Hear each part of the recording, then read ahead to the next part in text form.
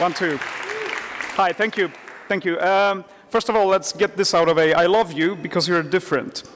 And it's a very egoistic statement from my part. I have a design background, and I design strategies for the future of work, I think.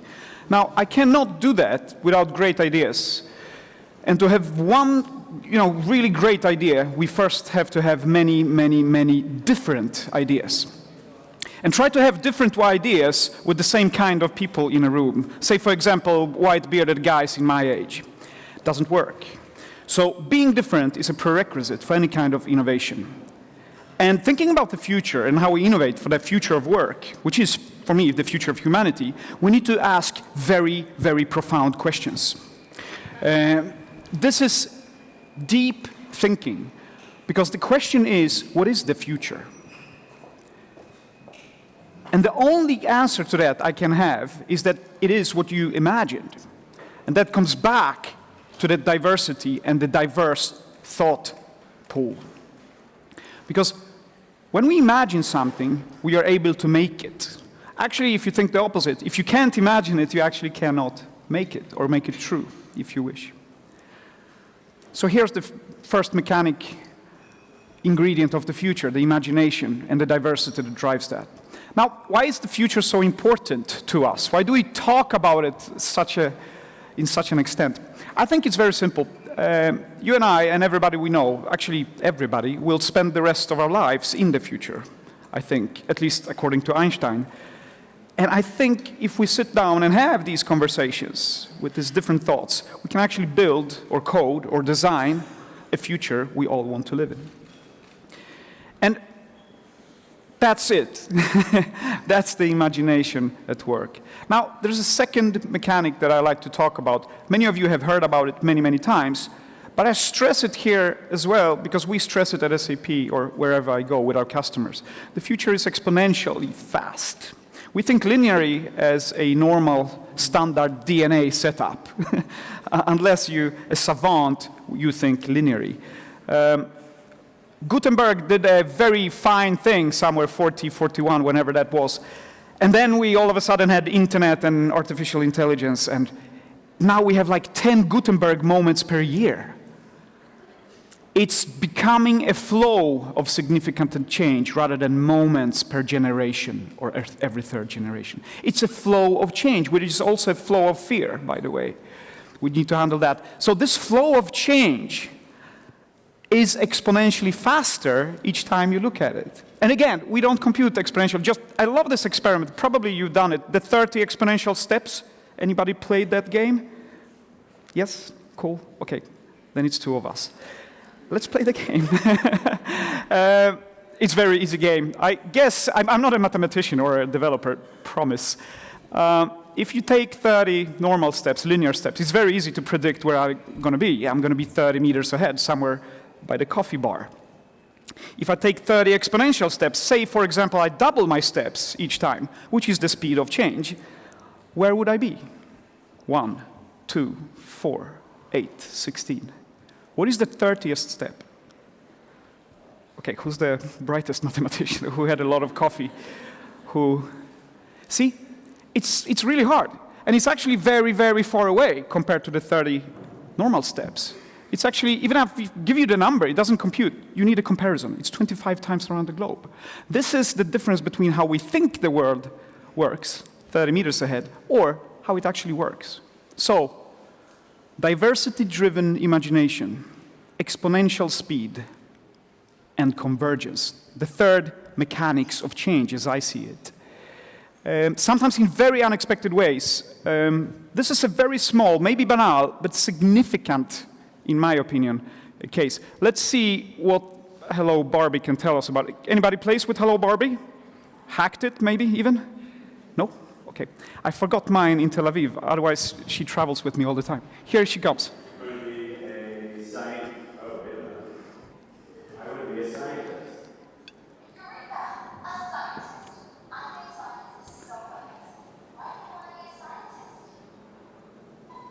I always really liked chemistry and physics Yeah. in school. Good stuff.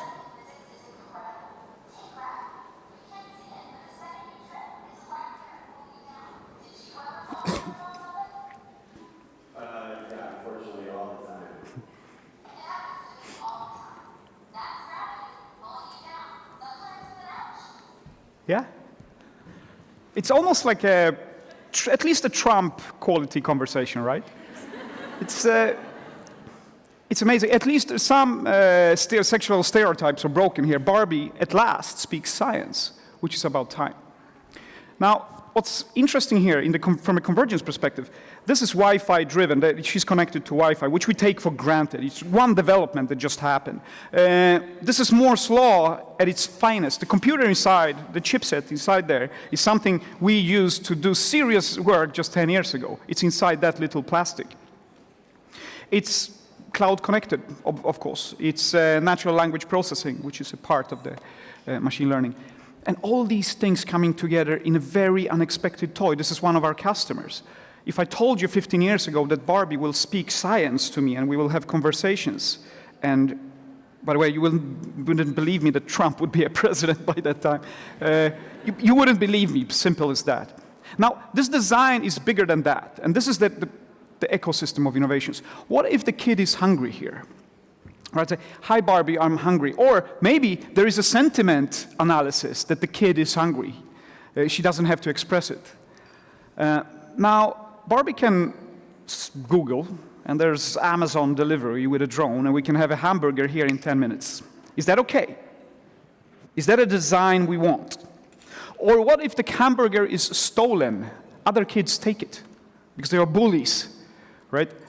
And Barbie records that with her eyes because sensors are so cheap. And what do we do? Who do we call? SAP? Mattel? The parent? The police? Hi, is it the police? It's Barbie. I have a recording that I just sent to you of a thief and a crime. These are possible designs and convergences of technologies coming together. I like this example as well. This young entrepreneur from a developing region has more information power than US president just 15 years ago. And he understands so much more of it than the current president. This is important movements. So let's understand the futures, how they work. They're exponential, so beyond our natural understanding. This is why we spend money and resources to build diverse innovation centers like ours. It's unexpected. It's converging in ways we couldn't imagine. So we need to start imagining differently to imagine fantastic and positive futures. Let me give you 3 examples of stuff that is happening around us that you probably thought about, but once they come together, they are really, really tough. This, number 1, these guys are going to space. They have rockets, they are guys, they are rich. Stereotypical, but there's more profound thoughts to that than that. Japan is investing in extraterrestrial construction machines. One of our customers is printing a new Audi Quattro to drive on the moon, 3D printing it, together with XPRIZE and Google and so on. And then we have Joel Sorcel that is building that thing. It's that thing. He worked for NASA for 17 years. And then he thought that's a little bit boring. Let's make something different. So he's building, that's Joel. I met him last summer. And we talked about this. He said, I will shoot this up in space, Martin. I will capture asteroids, you know, because the asteroids I can direct solar power to the asteroid and extract rocket fuel. I said, Joel, that's expensive shit. Yeah, it's necessary. Why? Yeah, we will travel in space. This is gas stations in space. So why do you need gas stations in space? Don't you understand? We will have life and vacations, 7-Elevens and work and everything else in space. He sees a value, a business there, and he made a narrative and articulated so well. And seeing all these things coming together, like try to say that number without laughing. 8,000 quadrillion pounds. This is what that stone that NASA photographed is worth, just in minerals and metals. It's big business. First articulation, industrialization of space. Right in front of our eyes, right now, it's happening. Joel and the other guys are working on that. Second articulation that I also like a lot. I mean, evolution of our brains is dead slow, but within a decade, it's possible that they will be connected. So you can give me an answer of the 30th exponential step like that, like 2 + 2, because it's that easy. You can just, I guess, cloud it, the extended cortex. And if you think this is bananas, here's the first prototype. This lady is controlling a computer with her mind. She's paralyzed, and she's imagining of moving her arms and typing 8 words per minute. It's quite okay. Imagine 30 years step from now, exponentially, how this machine... We control technology with our minds. You've seen the movie, right? This is not the droids you're looking for. I mean, science fiction is becoming science fact. And between science fiction and science fact, there's science. And very, very hard work. And this is what we're doing. And we need to ask ourselves, where do we go with it? How do we design a future we want to live in? Third example, it's a little bit different kind of an innovation, and it's happening. All these things are transparent. This is wood, transparent wood. Yes, you can build a house of it, and still light comes through. This is metal, this is aluminum, and here's glass. Always transparent, but this time it's a solar cell. If all this can become a solar cell, what does it mean for architecture, energy harvesting? California was losing money on March the 11th this year because the innovation, the technology innovation was so fast that they harvest more energy that they could sell wholesale. They were bleeding money because they forgot to innovate their business models. They didn't have the diversity of minds connected to their business. They only thought about efficient technology. Forgot about the business, and maybe that business is changing forever. We maybe demonetize energy forever. Some predictions say that energy will be for free, absolutely for free, 10, 15, 20 years from now. So yes, we need to think differently. You know, SAP is a big company, and I come from the innovation center there, and I think about this a lot. That's my job, actually, to think about it and write about it. 50 years ago, we're almost 50 years old, by the way, 45 years. We could live for 75 years, on average, right? Do you know what that number is today for a Fortune 500 company like us? Like Adidas, like Nike, like Volvo? You know, the big guys, as they call. Any guesses? 5? That's bad. But it's 15. We have 15 years left, unless we keep this discussion going. And observe these, you know, these convergences, these things that are happening around us. Connect the startups, the partners, the scientists, the universities. Otherwise, they do this, and they print their cars because they say, look, we don't need car factories. That's stupid. You can print your car in the morning, drive to work, and recycle it in the evening. And they did. They went to a manufacturing conference, 2014 in Chicago. So this is old news, by the way. And with a 3D printer, and drove out with that, exactly that vehicle. And then maybe you drive your car on an electrified road, because this is from UK. Someone imagined that, wait a second, this charging that car is bullshit. I'm not doing that anymore. We need that. And then you drive and you see this little cute thing driving around autonomously with a accompanied drone, air drone, to watch the roads from, you know, criminals and everything else. So Dubai is trying to deploy this next year. So again, no science fiction, this is happening right now. Someone imagined the Hyperloop 2008, and today we have the first prototype being done, and China is thinking about it. And if you think that globalization is going to be hard because of the regulation, we can actually not bring a bottle of water through security today, which is absolutely bananas. This is what Australia imagines. 2019, they have a bio-passport, but you don't have to do anything. You just enter the freaking airport, and the airport recognizes you. Hopefully this goes into some kind of, I don't know, private blockchain, so you can carry this information and own this information yourself. Don't ask me, I'm not a technologist, but I think this maybe could be possible. And then you drive home, or being driven through the Hyperloop to your home in Australia, obviously, from Berlin, or to have a lunch there, and or maybe Shanghai, to your 3D printed house assembled by robots. And that's also happening right now, as you can see. It's printed. And then you put on your t-shirt or your ASIC shoes or Under Armour t-shirts that is absolutely for free, because you know the business model nowadays. They just want the data. And they want to serve that data back to you in very, very hard relevance. Because the sensors, as I talked about, are so flexible and minute, so you can basically print them on your screen, or on your skin. This prototype can sense cancer and your heart failures. And then maybe you need a break, and the toilet just sequenced your DNA, because that's cheaper than actually flashing the toilet, just 2022. So again, exponential change, unexpected convergences of stuff.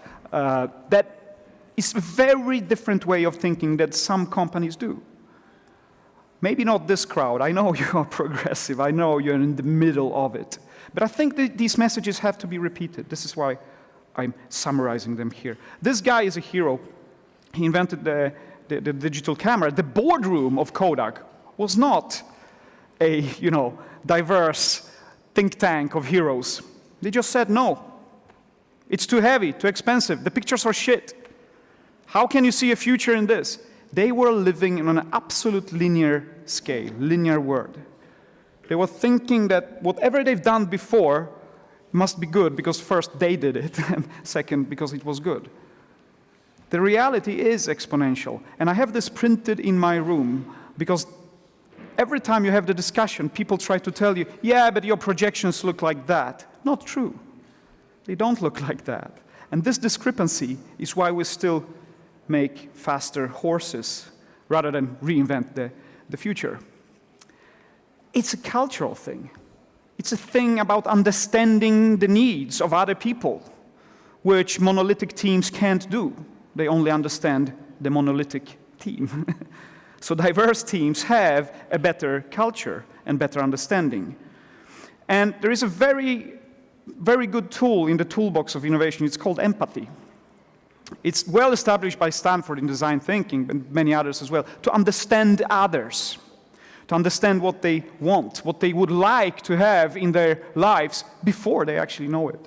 And it happens to be so that we are on the top 10 most empathic companies in the world, together with Alphabet, Netflix, LinkedIn, and so on. And why would this matter? For me, it matters because it's a sign that we might be innovative. This is a sign that we have the tool to move into the future we want to live in. But it's also a sign that tells us that we make more money. So diversity and empathy for different things drives your business, as we heard earlier today. Just another bunch of numbers that tell you that, good empathy is good business. So get the diversity in, be flexible in your thinking, have a strong emotional intelligence. At SAP, we call it gender intelligence or generation intelligence because we have 5 generations working for us at the same time. This is the skill sets, according to World Economic Forum, that we need to drive and succeed in the future. Charlotte Bliss said, the workplace of the future will require people prepared to ask and answer the questions that are not Googleable. I find it a little bit amusing because this is the critical thinking. What if? What else? Who can tell me? All these questions that you can't Google. You need to sit down, have a diverse set of minds, mind pool, and start to discuss this. Just an old slide, but I still like it. When I worked as a senior designer, it was, who's the seniorest designer? Who is the oldest, you could say? I mean, Einstein, you know how old Einstein was when he did his first work? The only work that actually mattered, if you compare to, he was 26. He was very young. He wasn't a senior. This dude just corrected a NASA data error because NASA went open source with some stuff. Now he works for NASA. She's 22, Sabrina Pasterski. She studies black holes and thinks that everybody else is wrong about our universe. I love that. That guy, deeply religious, Jeremy England, think that Darwin was wrong. But not because he's religious, because he thinks that molecules can actually talk to each other. Yeah. This kind of thing, I've read the paper. It's above my head, but at least I know that he knows what he's talking about. Different kind of thinking. Diversity drives that. And it builds these relationships that we start to trust what we feel. And these relationships to products and services are immediate. You've seen Boston Dynamics and the robots being kicked around, right? It's been all over the place for the last 3 years. But what I find amusing, so that's done. But what I find amusing is the PETA, this is American Animal Protection Organization. They got letters from people complaining. And they actually had to answer that, look, PETA deals with actual animal abuse. these are not. And so see, we are human. We are emotional. We have relationship to these robots immediately. And this is how we should design the world. I guess you've seen this as well. Beauty contest. Guess for what gender? Right. And AI, or artificial intelligence, machine learning, deep learning, was about to recognize the most beautiful women. There were thousands and thousands of women competing in this artificial intelligence competition. There were only white women in the top 10. Why? Because white boys coded the algorithms. It's a problem. It's a real problem. Here's a nice picture of the boss. This is our boss, Bill McDermott. He always looks like that, actually. I don't know why. It's very... Anyway, but you gotta love him. He's a good guy. There's a rooted pride at SAP. It comes from the belief that every colleague should live and love as they choose. We always stand up for each other. These kind of messages drive this feeling, yeah, I can have whatever relationship I want. I can relate to this and this topic in any way I want. This is engagement for innovation. Again, I'm here for very egoistic reasons. We need to innovate. I work for the Innovation Center. I design the future, if you wish. When I'm the most pretentious guy, I say that. And we have these efforts driving SAP forward. And I wish everybody of our partners, customers, and startups, and universities we collaborate also have this. We must have this mindset. We cannot give you biased answers anymore. We need to have very open, diverse questions. That's the best discussion we can have. And this change, this rapid change, is our design brief, is our innovation brief. This is what we listen to understand where we're going. And we listen to each other with empathy and high relationship values. That's the driver for innovation. Now, last chapter. As a designer, data is just amazing stuff. All this content. Someone said 10 years ago that data is the new oil. I was thinking, yeah, really? What do you do with all oil? It's nothing unless you start to do something. All these statistics and numbers and analytics and mathematics, all this code and all this media somewhere. Yeah, it's important, and we collect exponentially more every time we look. But, if this content, all this data content is king, I think the context is the King Kong. That's the big monkey we should watch out for. Yeah. Here's a nice example, right? Look at the content, and then look at the context. All of a sudden, you see a different future. You have a different relationship to this design. Very quickly, right? Catherine Fake, very happy lady. She sold Flickr for millions to Yahoo 10 years ago. And you could say, yeah, Flickr, they collected all this content, all the photographs, right?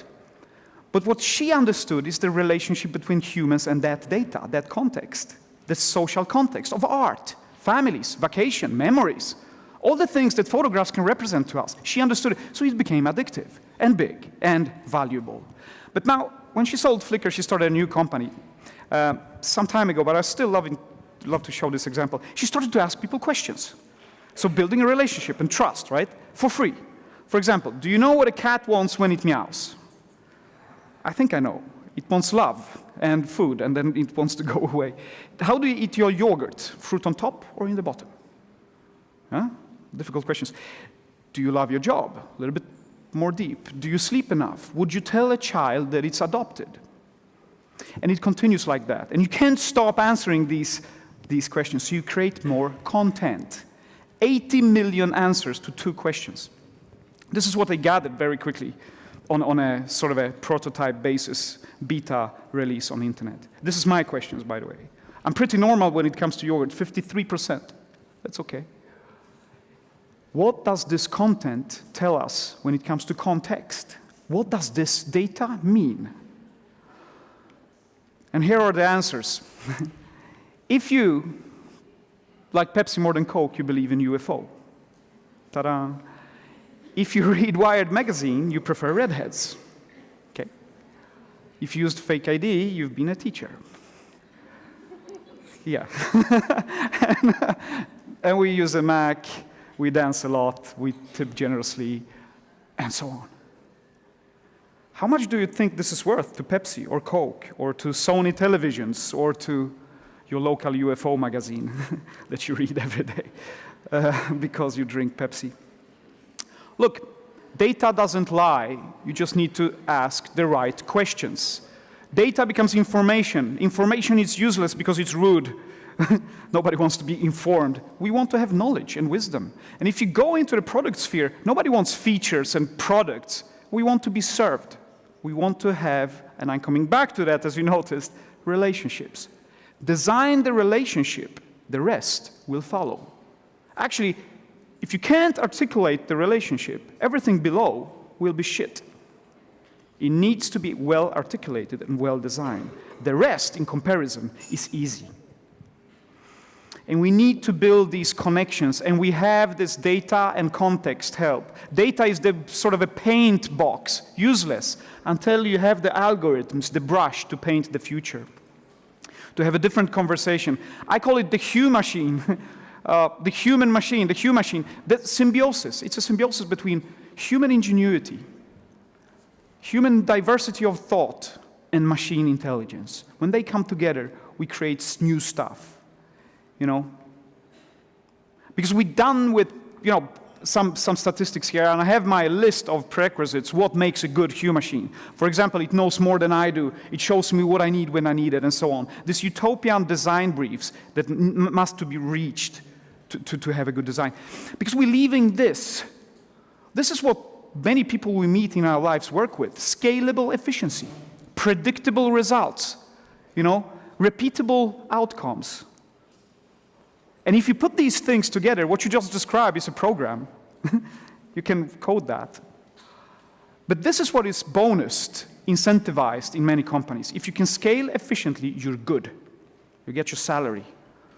And that is over. We have a new era coming out where the human ingenuity and the relationship between each other comes first. Because complex decisions needs human creativity. And human creativity is not adjusting your little margins in your Word document. It's actually writing that love letter or that science paper or that customer brief. That's the real work.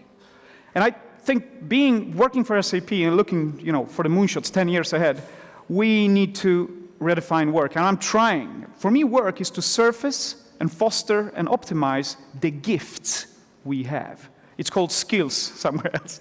I'd rather call it gifts, because gifts you can give. Right? I cannot give you my skill, but I have a gift for you. I can tell you a story. Maybe you can learn something and I can learn back from you.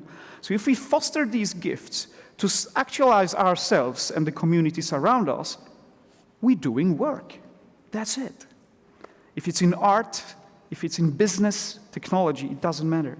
And now, with the support of the machines that can actually automate the subhuman and make us superhuman when it comes to the stuff we can't do, because it's superhuman, with machine learning, for example, we can focus on the human stuff, like, you know, sharing experiences, discussing, smoking cigars and writing poems and drinking red wine.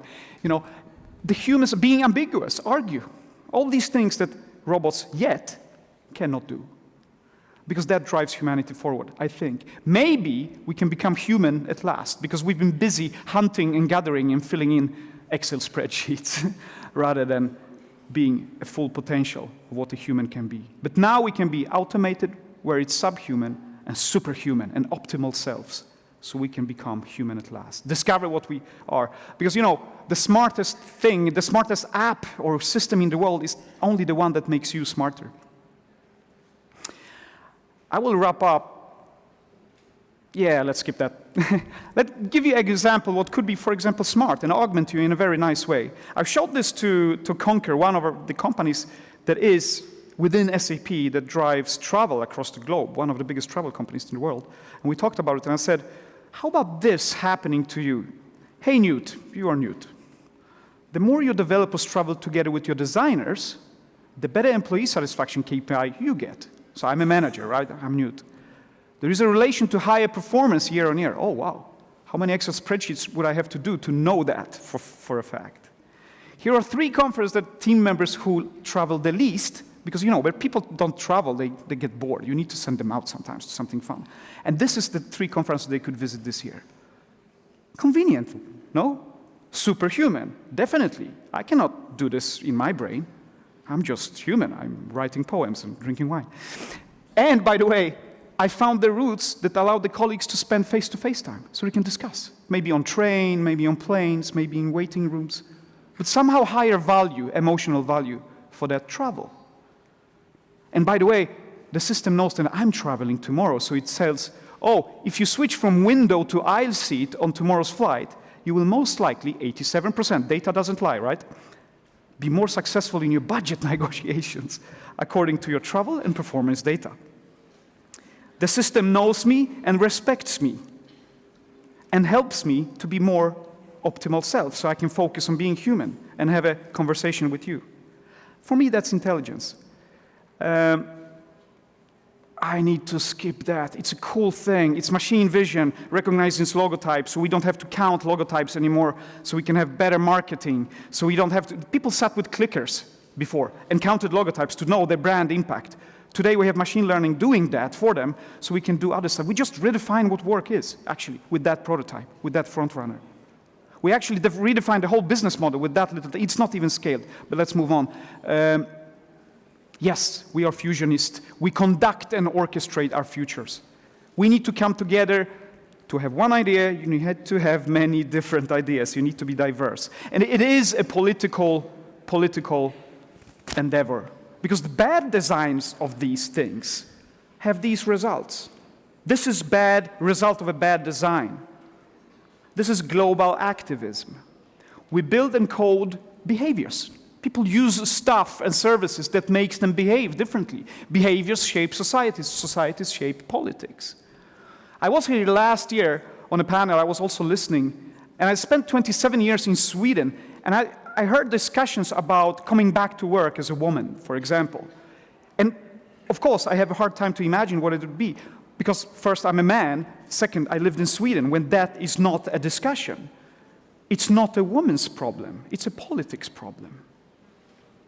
It's very important. This global activism, this design of the future can be done with the tools and the exponential thinking and the convergence of everything that we have. I won't go deeper in that because I need to quit, because she's standing and giving me looks here.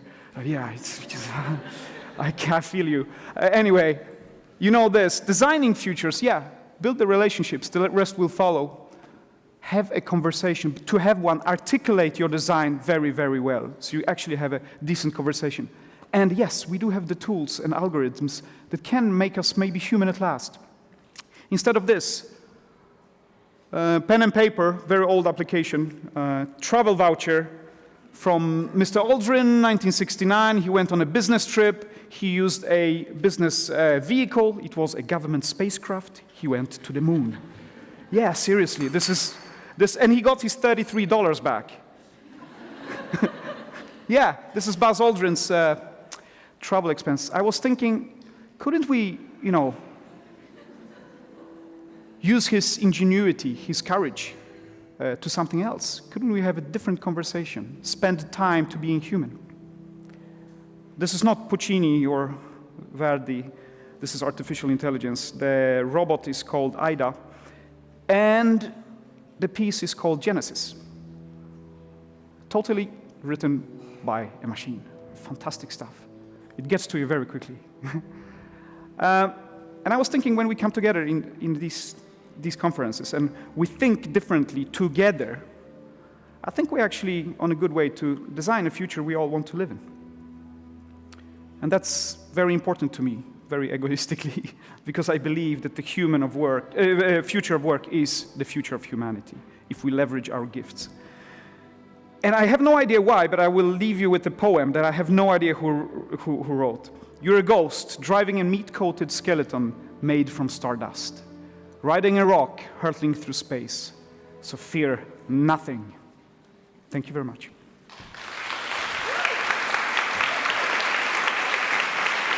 Thank you, Martin.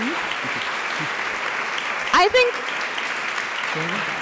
just stay with me for a minute. I think what's so cool is that we started like some 3 hours ago with bold questions with Miriam Meckel, and now your talk was full of bold answers already and bold ideas, and it gets me personally very exciting because from what you tell us, I'm still going to witness all these, or most of these bold Oh yeah, we will live forever. by the way. answers. Yeah. Maybe even that. Yeah. What I'm wondering though is, how do we prepare future generations for a world like this? Like what kinds of skills and mindsets are going to be needed, and how do we educate those young folks? To a very flexible and generalistic and open world. We need to have this discussion. This is why I meant the articulation. Whatever idea you have, articulate it well and place it in a very diverse forum and scrutinize it from a very diverse amount of angles and invite the kids to be in that discussion. That's it. I mean, there's are no answers. This is the complexities we need to simplify in the future are just exponentially more complex. So there are no answers. You said I gave answers. I hope I didn't. I actually thought I had ideas. provoking Yeah. questions here. We need to start asking questions together. Again, what if, how about that? I have no clue, but. And these discussions must be driven together. And the diversity also includes kids. We heard the little people, someone said in the speech before. Yeah, let's call them like that. It doesn't matter. They are people. Invite them because they will have profound ideas about what we could do with the future. Yeah. Yeah.